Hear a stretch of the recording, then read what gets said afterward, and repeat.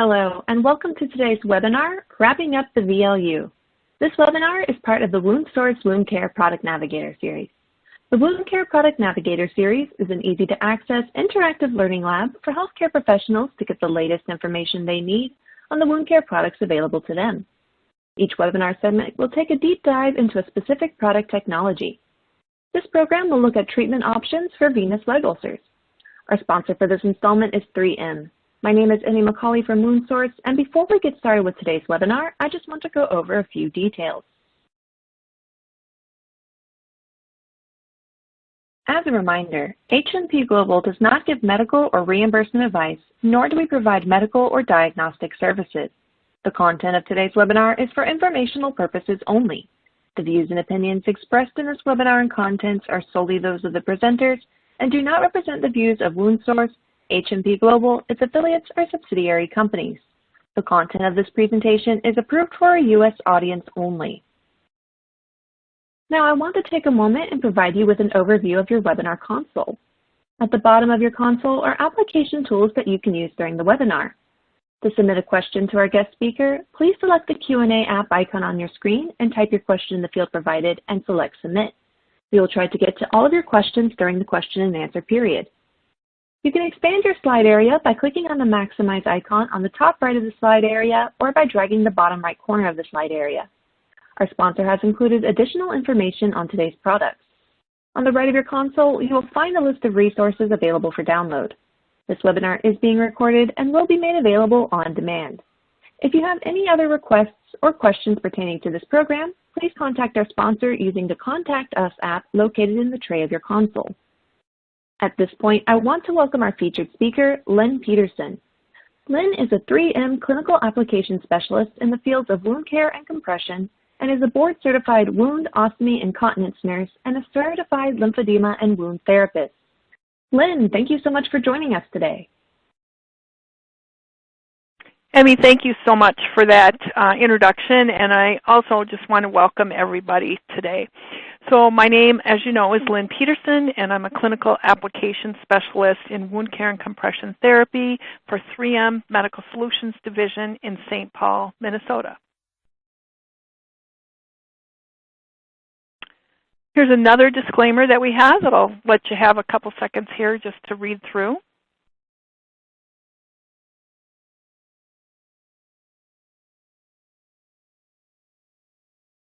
And this slide houses our objectives for today, which are to identify common venous leg ulcer management guideline recommendations, which include assessment parameters, optimization of wound care principles, and application of therapeutic compression. Describe the benefits that inelastic bandage provides for edema management, and identify 3M product offerings for venous leg ulcer management. Venous leg ulcers are a major challenge to our healthcare system. They are the most prevalent of all leg ulcers, comprising 80 to 90% of the total lower extremity wounds. Approximately 1% of the Western population will develop a venous leg ulcer, and it has been reported that approximately 55% of patients with a healed venous leg ulcer will go on to develop another one within the first 12 months of closure. Additionally, it has been reported that 28% of patients experience greater than 10 venous leg ulcer episodes in their lifetime. I find this just staggering, and it can truly show how venous leg ulcers contribute to the burden seen within the United States healthcare system today. Venous leg ulcers, by definition, are an open skin lesion that usually occurs in the lower leg between the ankle and the knees as a result of chronic venous insufficiency in ambulatory venous hypertension and show little progress towards healing within 4 to 6 weeks of initial occurrence. To help understand the pathophysiology of venous ulceration, let's take a look at the underlying etiology, which is impaired venous return and chronic ambulatory venous hypertension, most commonly the results of venous reflux, obstruction, and/or calf muscle pump failure. With impairment to the venous system, the pressure within those veins increases, and it's this increased pressure over time that leads to a chronic inflammatory response, capillary distension, and leakage into the surrounding tissue. So over time, this can increase the vulnerability to skin breakdown, especially with minor injury or trauma. I believe many of you participating today have seen or have worked with a venous leg ulcer. Clinically, they're located on the gaiter region of the leg between the ankle and the knee, with the most common location close to the medial malleolus. Venous ulcers are typically shallow. They have irregular edges with moderate to high exudate levels. The wound bed can be a ruddy red in color, or it can have adherent or loose slough mixed with granulation tissue. They can vary in size from small to very large. In fact, I've seen some patients where it's encompassed the whole entire circumference of the lower extremity. And additionally, you might see peri-wound maceration, scaling, crusting, and hyperpigmentation. These wounds are highly exudative. In fact, this is the only wound type that I've been able to visibly see that drainage or the dripping down the leg, especially when the wounds are new and there's gross edema present. Highlighted on this slide are the most common skin characteristics seen with venous insufficiency and venous ulceration. We all know how edematous these limbs can be. Some patients will have minimal to moderate amounts of swelling, while others will suffer from gross edema like that's pictured here on this slide. You may see hemosiderin staining, which is a heralding sign of venous insufficiency, lipodermatosclerosis, which is a hardening or a fibrosis of the soft tissue. That's often indicative of chronic disease, or you might see dermatitis, atrophy blanc, and or cellulitis.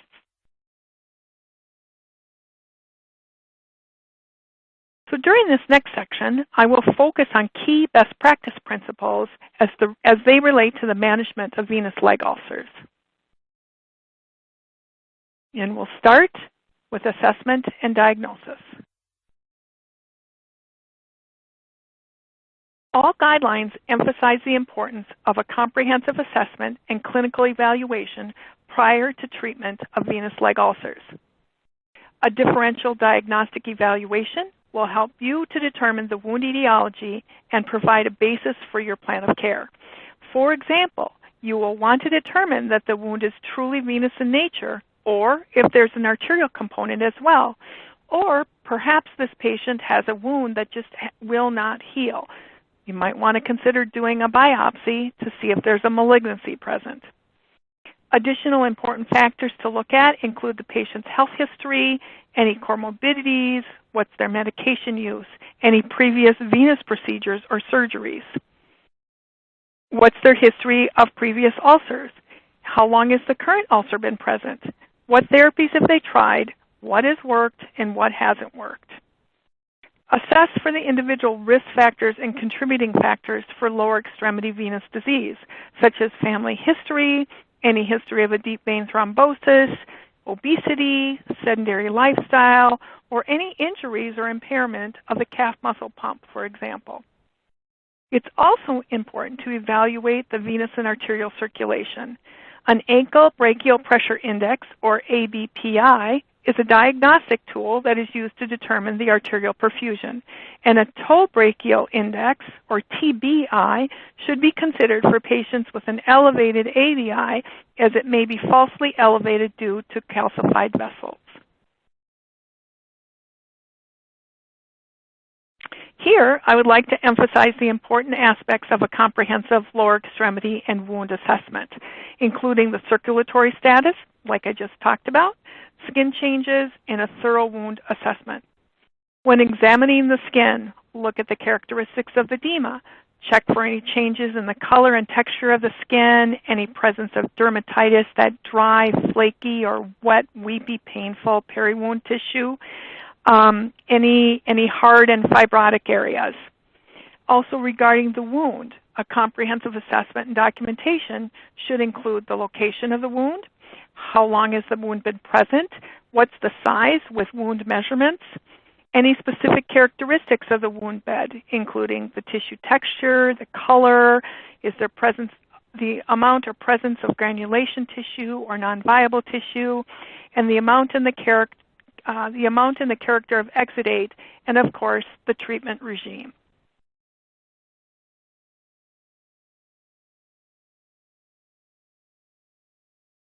So optimizing the wound environment takes into consideration good wound bed preparation, which includes wound cleansing and skin protection, infection and bioburden management, appropriate topical wound care, and therapeutic compression. Gentle cleansing with minimal trauma is really important for this patient population. Patients, many of them do have pain, and if that dermatitis is present, that can really be painful. The wound should be cleansed thoroughly with each dressing change using a neutral, non-irritating, non-cytotoxic wound cleanser, and in some cases, wound water or saline will be very appropriate. Be sure to include cleansing of the wound as well as the entire leg to help remove any of that dry, loose tissue that might be present. Peri-wound skin protection is also very important. As I mentioned earlier, the exudate levels are typically high, which increases the risk of maceration and further skin breakdown. Consider the use of an alcohol-free skin protectant barrier film to reduce the risk of maceration. Use simple, non-sensitizing emollients for dryness, as patients with venous leg ulcers are often very sensitive to cleansing and emollient or moisturizing products. And topical steroids may be prescribed for venous eczema or dermatitis as appropriate. We know that addressing infection and bioburden are basic principles of good wound bed preparation. Wound healing starts with addressing the underlying issues such as bioburden and inflammation. Guidelines all support the use of debridement and antimicrobial therapy for effective management of infection and biofilm. A few things to keep in mind. Cultures should only be used or considered when there's clinical evidence of an infection, and their treatment choice should be guided by the results of that culture when they've been done. Routine swab cultures are not recommended, nor is the routine use of topical antimicrobial dressings for a non-infected wound. This goes right in line with the current education and the thoughts to help prevent antibiotic resistance. And if you have wounds that are just not healing, they just remain stuck in that vicious chronic cycle of chronicity, despite optimal wound care and compression, consider the presence of biofilm and using a therapy that's effective against biofilm.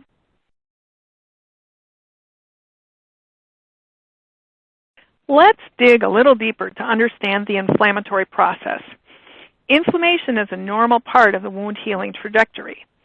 During this phase, tissue injury will cause a release of the histamine, which causes vasodilation and permeability of the vessels. And this leads to increased drainage. Immune cells are recruited to the wound, which they can release enzymes such as MMPs and elastase. Also, cytokines and growth factors are recruited to the wound. This begins that cleanup process or removal of the non-viable tissue and the elimination of bacteria.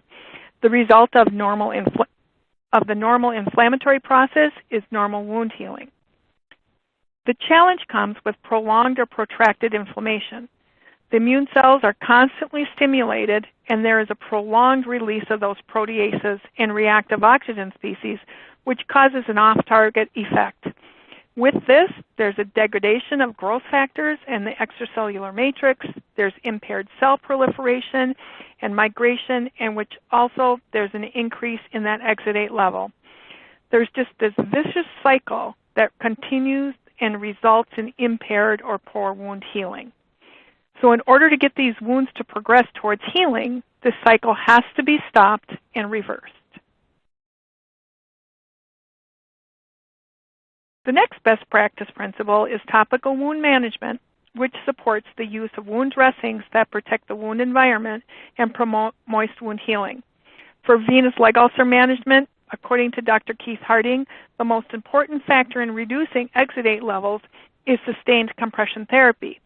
However, in addition to sustained compression therapy, choosing an appropriate wound dressing to manage the wound environment is very important. Dressings such as alginates, hydrofibers, and foam dressings are great choices for high exudating levels, and a superabsorber dressing for high or copious exudate levels. And finally, the last best practice principle is compression therapy. So published guidelines for venous leg ulcer management, they all state that compression therapy is considered the gold standard for treatment of edema that's associated with lower extremity venous disease. They also show that compression therapy has been shown to increase healing rates as compared to treatment without compression therapy, and that compression therapy reduces the risk of recurrence after healing. Keep in mind, however, that compression bandaging systems are used for active treatment while the wounds are healing, and that stockings or hosiery are used for maintenance and prevention after that wound heals. And I do have to mention the importance of determining that arterial circulation. All guidelines are consistent and stress the importance of determining the arterial perfusion before the initiation of compression therapy. The safe level of compression to use will be based on the ABPI, or that ankle brachial pressure index, or an ankle systolic pressure.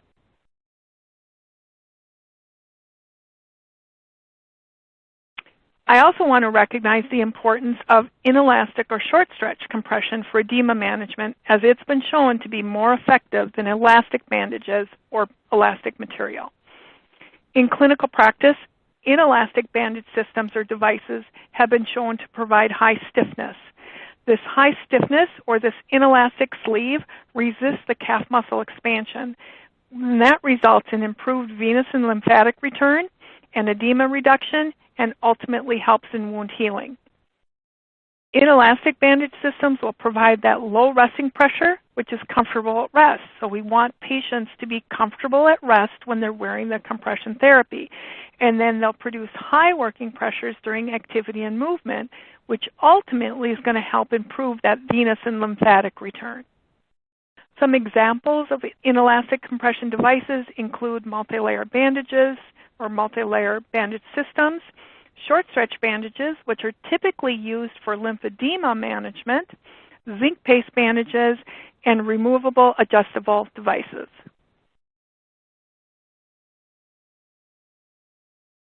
A few considerations to keep in mind while providing compression therapy for your patients.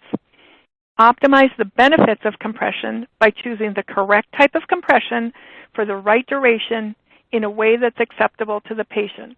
Remember, if it's not acceptable to the patient, they're not going to wear it. If they don't wear it, you're likely not going to see that wound healing that you'd like to see. Select compression bandaging for patients with an active ulcer and stockings or hosiery for patients once that wound has healed. Always determine the arterial perfusion prior to initiation, remembering that patients with mixed peripheral arterial occlusive disease and venous insufficiency will require modified compression.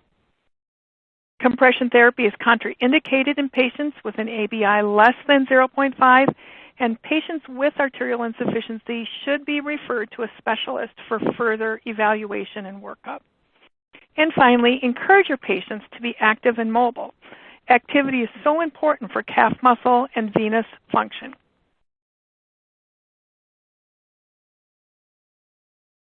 And finally, I think we all understand the importance of patient and family education.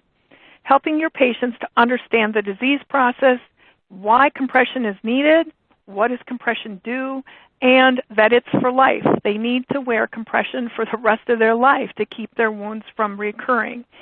These are all key topics to discuss and to help gain your patient's concordance with their plan of care. So the remaining time we have today, I'd like to introduce you to the 3M solution for venous leg ulcer management.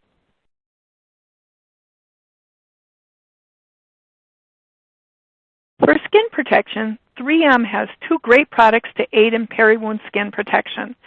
The first is 3M Cavalon No Sting Barrier Film. I've talked about how vulnerable the peri-wound skin is to maceration and breakdown for patients with venous ulceration. Kevlar no-sting barrier film, which is an alcohol-free barrier film, is ideal for routine peri-wound protection for these patients. You want to apply it to clean, dry skin with each dressing change, and be sure to allow it to dry completely before application of the appropriate wound dressing and compression. The second option is 3M Kevlar Advanced Skin Protection, which creates a highly durable, ultra-thin barrier that attaches to wet, weepy skin and protects the skin from irritants and enables damaged skin to heal. Kevlar Advanced Skin Protectant is an excellent choice or an excellent option for at-risk or damaged skin, or for patients with wet, weepy peri-wound tissue, which are often seen in this patient population. So next, let's move on to the management of biofilm and bioburden. 3M Carousel AG Gelling Fiber Dressing is the 3M antimicrobial product of choice for bioburden and biofilm management. It's the only gelling fiber with AG oxysalts that provides up to 6 times more power than traditional silvers to reduce the barriers that create a hostile wound environment. Carousel AG gelling fiber quickly absorbs and locks away exudate and its harmful components. It's indicated for use on moderate to high exudating wounds and can be left in place for up to 7 days. And it may be used in combination with compression therapy. 3M Promogram Prisma Matrix is the 3M product of choice to provide collagen. Promogram Prisma Matrix is comprised of 44% oxidized regenerated cellulose, or ORC, 55% collagen, and 1% silver, ORC, which contains 25% ionically bound silver, an antimicrobial agent to help in the management of infection. In the presence of exudate, it transforms into a soft, conformable, biodegradable gel, and it allows contact with all areas of the wound. Promogram Prisma Matrix maintains an optimal wound healing environment. It's conductive to granulation tissue formation, epithelialization, and rapid wound healing.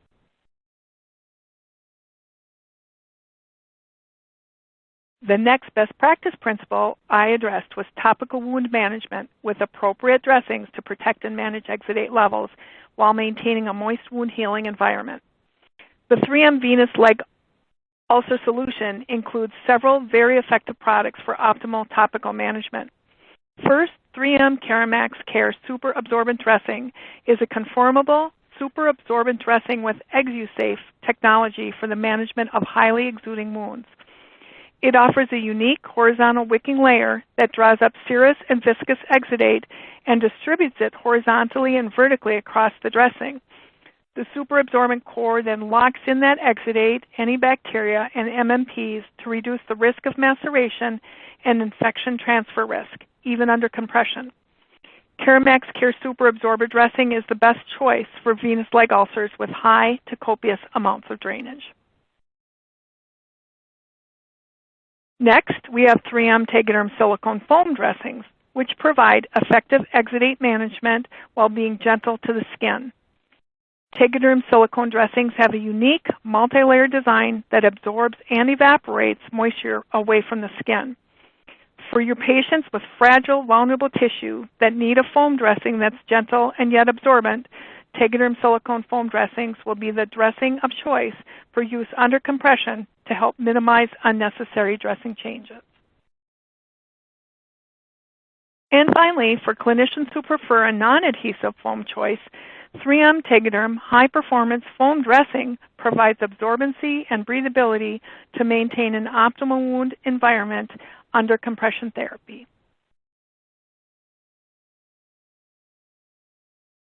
And finally, 3M Cobin 2 two-layer compression system and 3M Cobin 2 Light two-layer compression systems are the 3M products of choice for therapeutic compression.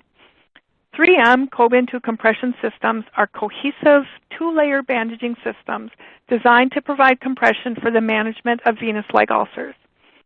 Cobin 2 compression system in the purple packaging is indicated for use for patients with an ABI greater than or equal to 0.8. And Cobian 2 Light compression system in the green box is indicated for use on patients with an ABI greater than or equal to 0.5. Layer 1 is a comfort foam layer, and layer 2 is a short stretch compression layer. Together they create that stiff and elastic sleeve to provide progressive, sustained compression for up to 7 days. Unique only to Cobian 2 compression is the ability to cut the material during the application process, which allows for customization to any limb size or shape. So to wrap things up, I want to mention that 3M offers many different options for education and training for any of the solutions or products that I spoke of today. And also I want to thank you so much for joining. For more information, contact 3M at 3m.com/VLU or contact your local 3M sales representative.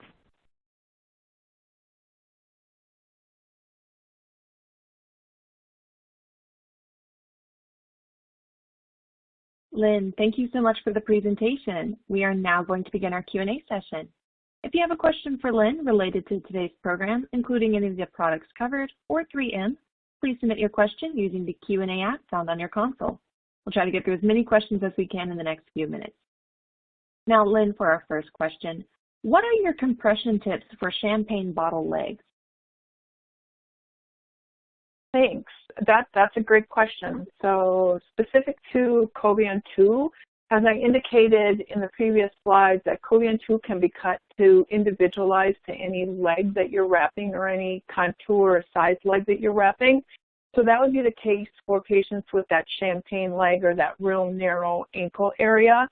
So I would recommend that when you are applying the comfort layer, that's that first layer, you always want to apply it with the foam side down, that you wrap the follow the application instructions and wrap the foot first and then cut that material and mold it down and then start again. And then what you can do is as you're wrapping up the leg, you can actually segment or, wrap around that narrow part of the leg and you can cut it and form it again and then keep starting.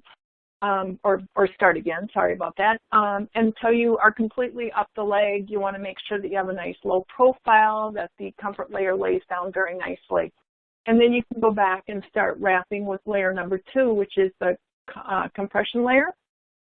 And that can be cut as well. So if you're wrapping the leg and you find that you're fighting with the material, it does not want to lay down nice, just go ahead and cut it and then start again.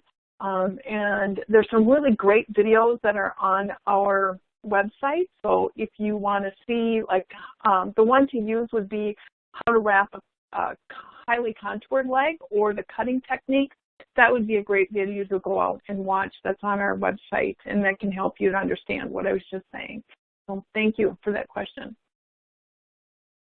Thank you for that advice. That's really great. Now, this audience member says, in home care, we must provide intermittent care. What are good dressing types to use for increased amounts of drainage as well as for good peri-wound protection? Okay, great. Thanks. That's a great question as well. So as I indicated on the slides that we were talking about, super absorber dressings are going to be your dressings that manage the most amount of drainage. So super absorber dressing can be placed over the wound. First, you'd want for your peri-wound skin protection. Like I said, I would recommend using a barrier film, a non-alcohol-based barrier film. So if you have a patient that's got already some damaged skin or they have really high risk for damaged skin, I recommend using Kevlar Advanced Skin Protectant and then let that dry really well. And then cover that wound with a super absorber dressing, the Keramax Care dressing, and then go ahead and apply your compression therapy as you would normally do that. And then once that exudate slows down, then you could transition them into the foam dressings because they would then manage the next level down of exudate or drainage levels. Thank you. Now, before our next question, I'd like to invite our audience to please take a moment to complete our quick poll, which should display on your screen here momentarily, to help us find out how many have joined us for today's session. The question is, how many people in addition to yourself are watching the webinar with you today? If you are attending this webinar by yourself, simply enter a 0. If you are in an in-service setting, an estimate is fine, and we thank you for your response. Lynn, while our audience is answering that, here's another question for you. What guidance do you have for treating a patient whose ABIs are greater than 1.3?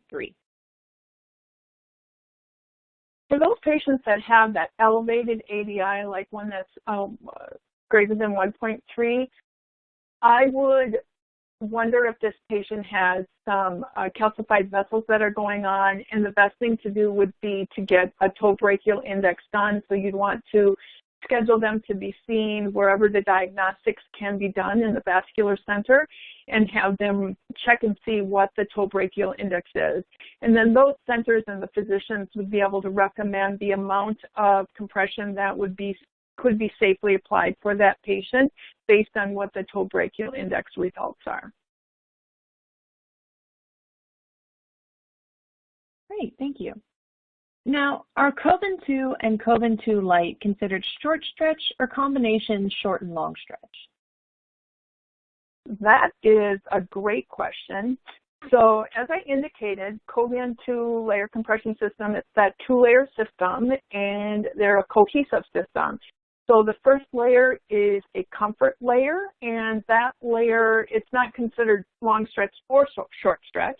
It's a comfort layer. So it's made for comfort and to allow our short stretch material, which is your compression layer, to cohere together. So it holds it on very nicely. And so when you combine the comfort layer and the compression layer together, what they will form is a stiff and elastic sleeve. And it's that stiff and elastic sleeve that provides that resistance during activity or movement. So it's a short stretch inelastic system is the best way to explain it. It does not have long stretch material in the product at all.